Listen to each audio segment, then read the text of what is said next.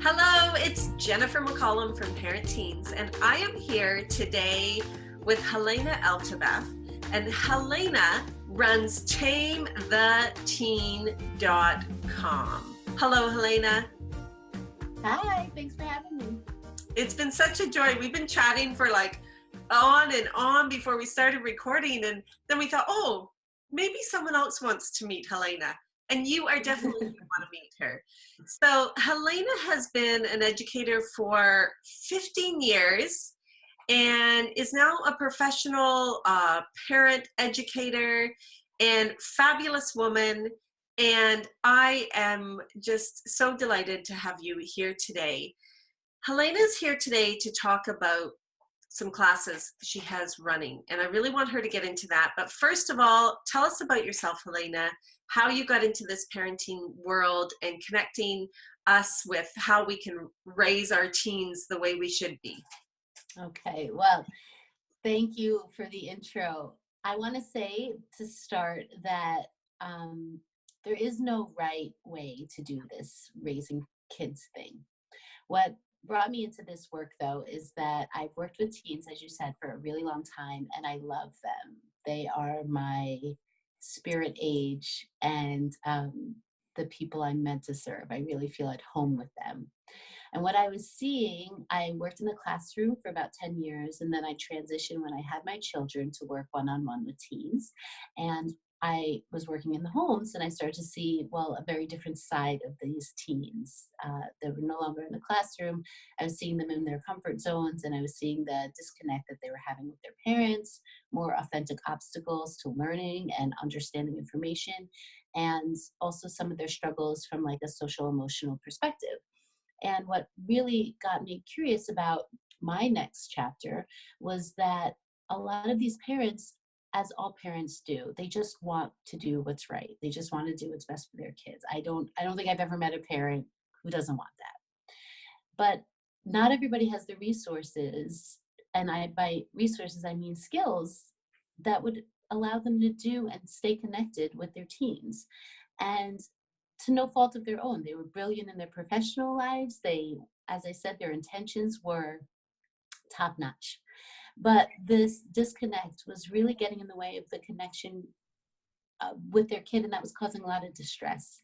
And so what I started to do was to think, for my hypothesis of, are there certain things that I could take from my educator background and make applicable to parenting? And are these struggles, am I making this up, or is this for real? So I took about a year to do market research and formed a lot of focus groups and gave a lot of presentations and talks and really just listened to what are the challenges of raising kids in the digital age. And my hypothesis was correct. There are things that you can do, that you can apply from education and childhood development, and also my background as a coach, to kids in Generation Z. And that's the generation we're looking at, because this is a very sophisticated generation. These kids are far ahead of where we were at their age. They have access to far more information. And they're very empowered. So how do you utilize that as opposed to always be in conflict with it? And so that is what got me interested in it. And I sort of created a curriculum using my background as an educator. And I thought, well, if I wrote a class to address these needs, what would it be? And so that's how I got here.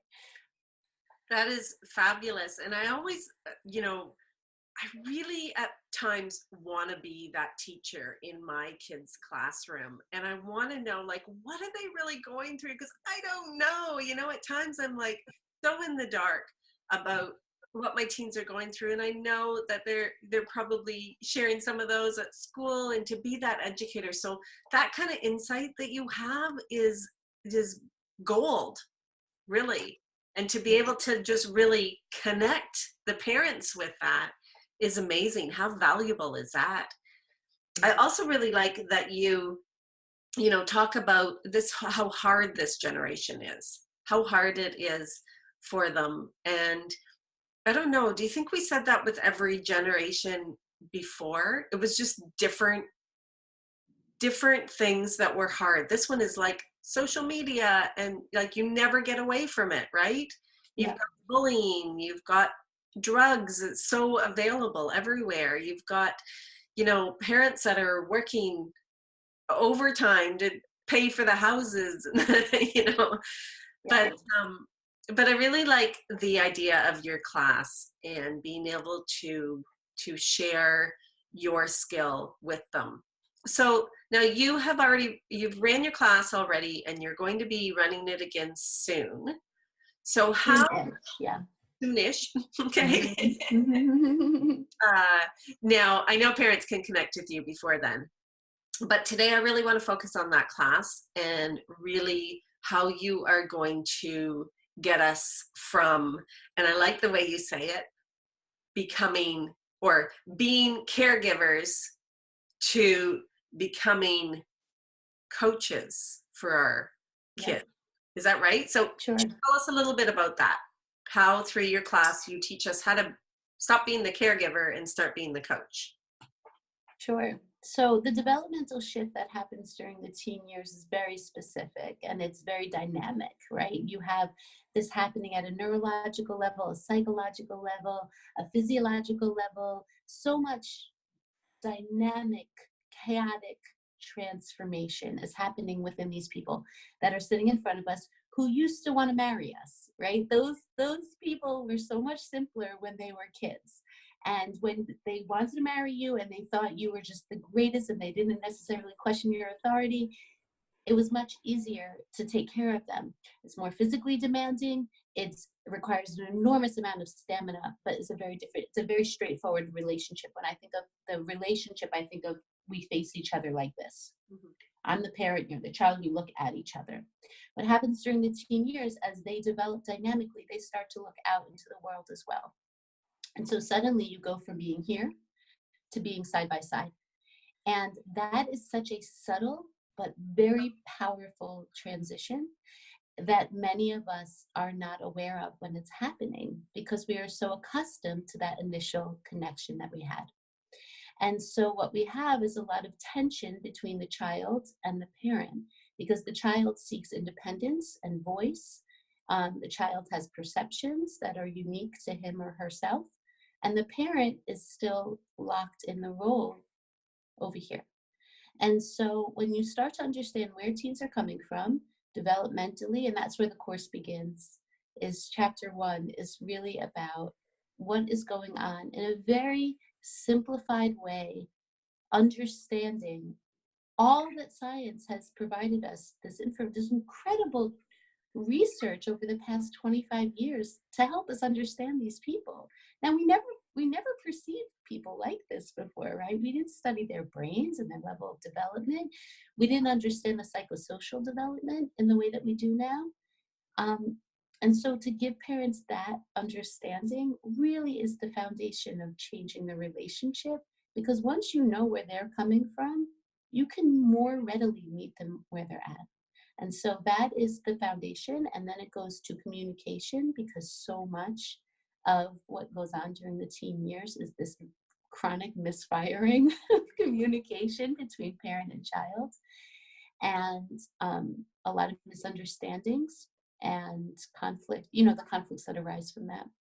From there, we talk about boundary setting because I believe firmly in having limits. I think that teens really benefit from having some boundaries, clear, consistent boundaries, and few of them, but having them. So we get away from this whole sort of parenting, passive parenting, and really maintaining our role. We still are the adult, right? We still are the coach. And when our life experience still matters, and we still are the authority figure, and we don't need to fear that. And we don't need to fear our children. And that's this weird shift in parenting, at least where I am, is that parents seem to be much more afraid of their children than they need to be. And children benefit so much from having this sort of like clear sense of where the boundary lies. They're never going to be like, oh, I love those boundaries, but they're going to be so grateful to have them because it takes some of the question. Now, remember what we said about that chaotic time. So it takes some of that and puts it in a container. And then there's a whole bunch of other stuff that goes from there about launching and how do you raise an independent adult, a resilient, independent problem solver where you're not always solving their problems for them. So it was a very long answer, but I'm very excited about it. That was a great answer. But what stuck with me the most there was what a great teacher you are, because I really like visuals. And when you say, okay, here's the parent and here's the child, and then you want to move to where you're side by side, that's going to stick in my head. That's going to, that I need that for the kind of learning that I do. It's okay. So I'm not like this anymore. I need to be like this. We need to be standing side by side, but they still need me. They still need the boundaries, and they still need my coaching. I love that. I can see that that class would be so, so valuable. Now, how long is the class? If someone, when they join, how long is the class for? How long are they a part of it? So there are 7 lessons, and then there are 7 live sessions following up with the lessons, so that you can basically troubleshoot some of your parenting fails, which we all have. And the beauty of these live classes is that you can ask questions about the material, fine. But you also start to hear that you are not alone. In fact, your parenting fails are the same as, I just ran this class. We would get on the phone, these women have never met each other, and they all would start laughing. Like, one would say something, and then everybody else could relate. And so they get 7 of those classes, but it's done every other week. So it's a total of 3 months that the class runs for. So it can prevent overwhelm, try to just sort of absorb this material. And it's not very heady, but there's a lot. There are a lot of tools, and you could really integrate all of them. You can take, revisit it. You can really pace it for your life. Mm-hmm. How incredible would that be to just have that connection to other parents, to know that you're not the only one. We talked about this before we started recording, and how, there's a lot of shame and guilt and fear, all those emotions when something's happening in your family with your teen. And you feel like you're alone. You feel like you're the only one going through it, and that, it's all your fault because you're responsible for raising these kids to be wonderful, capable, all these words that are used when they're younger. Raise your kids to be capable, raise your kids to be responsible. And then all of a sudden, maybe they're not. And so you feel that guilt that you messed up, or that shame. I don't want to tell anyone because, oh my gosh, I'm the only one going through this. No one else has a teen that's going through this. When lo and behold, probably 99% of people with teens are going through it. Absolutely. And they're all feeling the same way. And they're all feeling kind of isolated too, like when I have shame and guilt, I don't want to share that with the world, when really that's the best thing to do. Because if we're all feeling that way, and we're all realizing that it isn't our fault, but the other side of the coin too is that you don't stay in that place forever. And at the time, I feel like, and I've been there, it feels like you're never going to get out of that place. It's always going to feel awful. There's always going to be turmoil, and there isn't. It can get better. As the kids grow and as you grow, I think we need to really share, and I know your class does this, with teaching them that it is possible, that it gets better. It's probable. It's for sure gonna get. There's a concept in education that I find one of the most invigorating ones, growth mindset. I'm sure you're familiar with growth mindset. And that research, to me, as I said, is just the most hopeful work, because it's what feels intuitively true, backed by research. And growth mindset, if anybody isn't familiar with, no shame. See how I worked that in there? No shame. Growth mindset is the premise that talent is only one piece of the equation of success. Anything can be learned. And how we grow is if we have the mindset that we can grow, that we just haven't gotten there yet. And I think if you take that and if you instill that in children, and you have a classroom founded in that belief system, you see remarkably different results on standardized tests, success later in life, relationships, than you do if you have a fixed mindset, which is to say it is how it is and this is what it's going to be. If you take that premise and you apply it to parenting, the whole thing becomes so much more hopeful. Mhm. You know, it's not going to be like this forever. You're going to grow, they're going to grow, we can grow. And you're right, when you're locked in your own space with your own guilt and shame, you don't really think that. Mhm. It really, I believe, comes from externalizing it and having a like-minded community to share in that. And also to really be reminded of that. We were talking about this before we started recording. Repetition helps in the teen years. It helps the teens and it helps the parents, right? It helps the parents to remember that this is not always going to be, to hold the candle for themselves. And teens, because their brains are like sieves in these years, you have to repeat yourself so regularly. So both the parent and child benefit from this ongoing conversation, you know. That's wonderful. And I had to write down, we are just not there yet.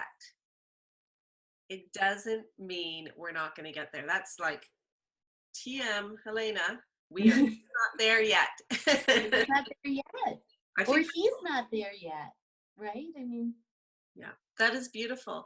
Okay, so caregiver to coach, your classes, parents can find you on the Parent Teen site. They can also connect with you at tametheteen.com. Because you are such a good educator, I would love you to come back and teach in that way, like this and this is going to stick with me. I'm going to remember this. great. And I know you have lots of other good tricks. So tools, I shouldn't say tricks. They're not tricks. They're tools that we can They're use tools. Yeah, to become, to get where we want to be. We're just not there yet, but we're going to get there. that's I right. love that. Yeah, awesome. I'm so glad. I'm Thank so you glad I so love much, Helaina. Is there anything that you want to touch on that we didn't talk about with Tame the Teen?